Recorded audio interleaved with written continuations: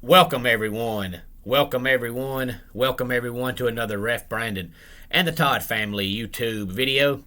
Wherever you are, whatever you may be doing, thank you so much for making Ref Brandon and the Todd family a part of your day. We always greatly appreciate it. I figured since it's a Monday and the college football playoff games are coming up on Friday, today I would kind of preview both of the games. Now, this is not a prediction video where I'm going to predict who wins both games. This is more or less a preview video to tell you kind of some of the things to look out for in the games. And a lot of people, at least in my neck of the woods, are worrying that at least one of the games is going to get canceled. So when I talk about these games, I'm talking about them as if they're going to happen, because I'm going to assume that they're going to happen. And if they do happen, then maybe on Friday I'll come back on here and actually make a prediction on each game. But this is just a preview of each game. If you look back over the history of the playoffs since it started, almost every year in the semifinal round, one of the favored teams loses. So if you think one of the favored teams is going to lose this year, do you want to say it'll be Alabama, or do you want to say it'll be Georgia? Please feel free to let me know in your comments. And if you have a prediction on either game or both games, please feel free to let me know. I just kind of want to talk about what to look for in both the games, because maybe I'm wrong, but I personally think both games are going to be good. I don't think either game is going to be a blowout. I know I had a video come out a couple of weeks ago talking about how just about right at half of the playoff games so far have been blowouts. So according to past history, you have to think that at least one of the three playoff games this year is going to be a blowout, and maybe it will be, maybe all three of them will be blowouts. But I personally think both these games are going to be good. But we'll start with the Alabama game, since their game is actually the earlier game on the schedule, coming up at 3:30 Friday afternoon. If Cincinnati can stop Alabama's run game, which shouldn't be that difficult, because Alabama is actually only averaging 4 yards a carry this year, which is their worst total since like 2008 or 2009. They just, for whatever reason, have not ran the ball effectively all year long. So if Cincinnati can slow that down, they have a chance, because Cincinnati has the best secondary in the country. It's not close. It's not even arguable. Cincinnati has the best secondary in the country. So if they can slow down Bama's run game and make them throw the ball, they have a chance. But I just don't see Cincinnati consistently moving the ball on offense. The best Cincinnati can hope for is that they just play a ball control game where they just keep the ball as long as they can and keep Bama's offense on the sideline as long as they can, and hope for a turnover or two or a big-time special teams play, something like that. But Cincinnati has the athletes on defense to stop Alabama.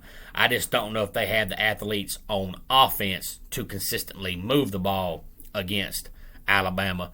But we'll find out. But I personally think Cincinnati is going to try to just have a ball control offense. They just keep the ball as long as they can.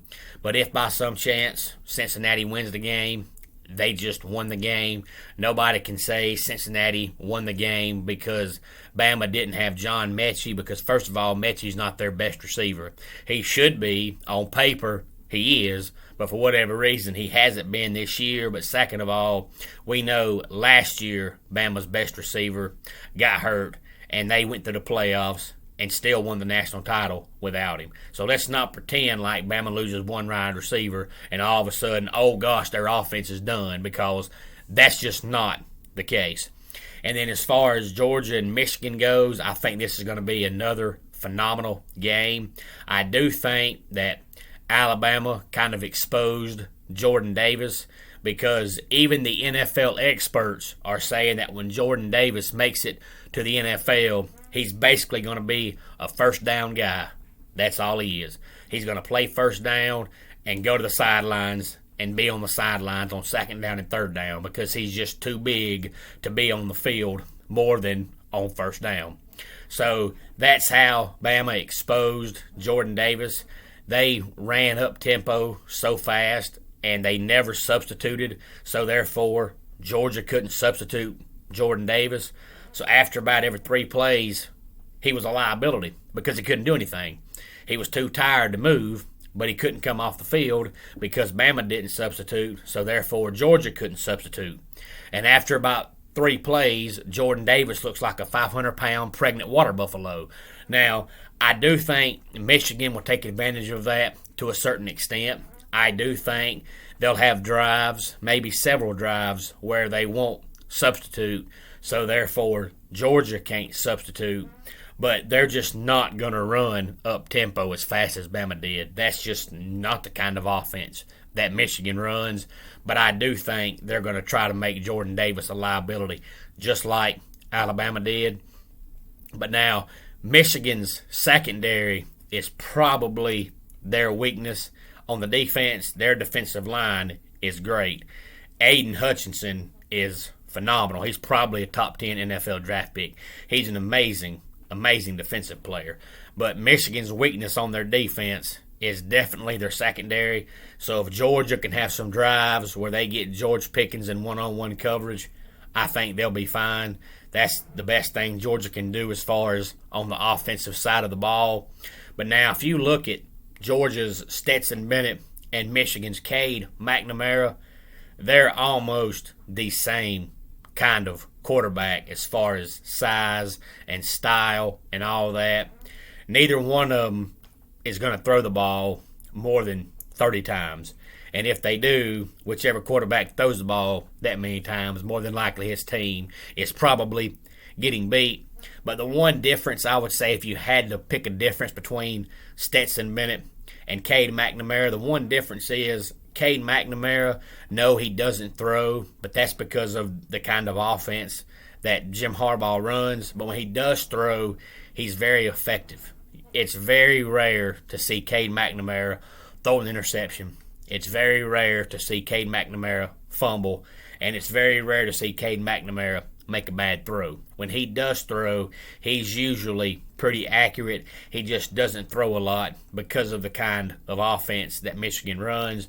Whereas when Georgia plays a team with a competent defense like Alabama or Clemson earlier this year, or Florida last year when Florida was worth a darn, Stetson Bennett's prone to make 5 or 6 boneheaded throws a game. So Bennett and McNamara are pretty much the same kind of quarterback, but McNamara just doesn't make the boneheaded decisions that Bennett makes. But neither one of them is going to throw the ball more than 20 times by design. Like I said, if they do, then that means their team is probably behind, because both teams like to run the ball as much as they can. Now, there's a rumor already going around that Cade McNamara is going to transfer after the playoffs, which might be true. I don't know. A lot of times these rumors come out, and you think they're a rumor when turns out they're actually true. But I don't know why you would go to Michigan and go to the playoffs and then transfer, unless McNamara wants to throw the ball more, but he can't because that's not the kind of offense that Michigan runs. But Michigan's going to stick with what they do. And there's been an old argument when it comes to things like that for years, like Georgia Tech. You know, when Georgia Tech had Paul Johnson, they were an option team. That's what they did. That was their specialty. They stuck with it. So when Georgia Tech couldn't run the ball and they had to throw, they looked terrible doing it because they didn't do it. So people always complain, well, why don't you work on that in practice? But the only problem is, if you take practice time away from trying to perfect the option to throw the ball, then all of a sudden, come game time, the option is not as crisp because you spent half your practice throwing the ball. So they stuck with what they know. A lot of Michigan fans want Michigan to throw the ball more just in case they play a team that stops the run. All of a sudden, they've got to throw the ball 40 times, and they're probably going to look bad doing it because they don't do it. But in practice, you stick with what you know. You perfect what you know. If you don't do what you know and do something different, then come game time, you try something different, and what you know is not as good because you didn't practice it. So is running the ball all the time going to come back to hurt Michigan? Maybe. But it's what they do, so Jim Harbaugh figures they're better off sticking with what they know. But now they do make it exciting. They don't just, line up and run up the middle. They actually do all kind of, weird formations and all that kind of stuff to make it exciting. It's not just a regular run play, but still, out of every 20 plays, Michigan's probably going to run the ball 16 times. So you're probably going to see Georgia run the ball as much as possible and Michigan run the ball as much as possible. If you ask me right now which one of these two playoff games is going to be a better game, I'm going to tell you that I think it's going to be Georgia and Michigan. But like I said, I'm not making predictions today. I'm just talking about some of the things to look for in the game.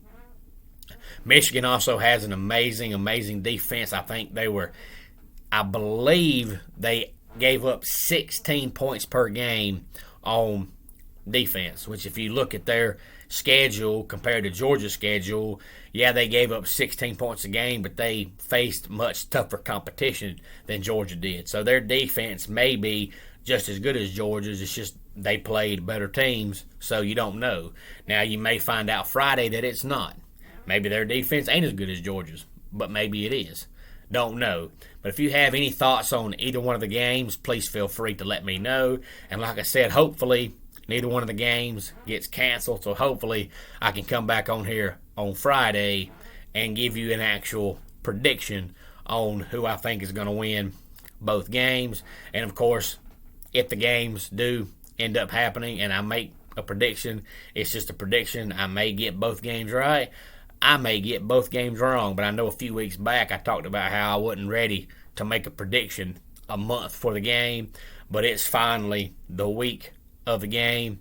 It's finally, in my opinion, bowl season. I know bowl season starts basically the week after the regular season ends, but to me, it ain't bowl season until now because this is the time of the year where there's pretty much bowl games from now all the way up through New Year's. So if you're a college football fan, this is your week, which, by the way, reminds me, coming up today at 11 o'clock a.m., which may already be here depending on when you watch this video, there will be a bowl game. One of the bowl games today got canceled, but as of right now, the other bowl game is still on for today at 11 o'clock. Let's go ahead and get our dad joke of the day in here.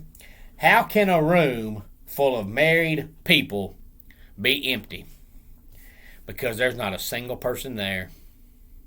And that wraps it up for today's Ref Brandon and the Todd Family YouTube video. Until next time, it's Ref Brandon saying, just like in pro wrestling, life can be over by the count of 3. Tell your friends and family how much you love them. Bye.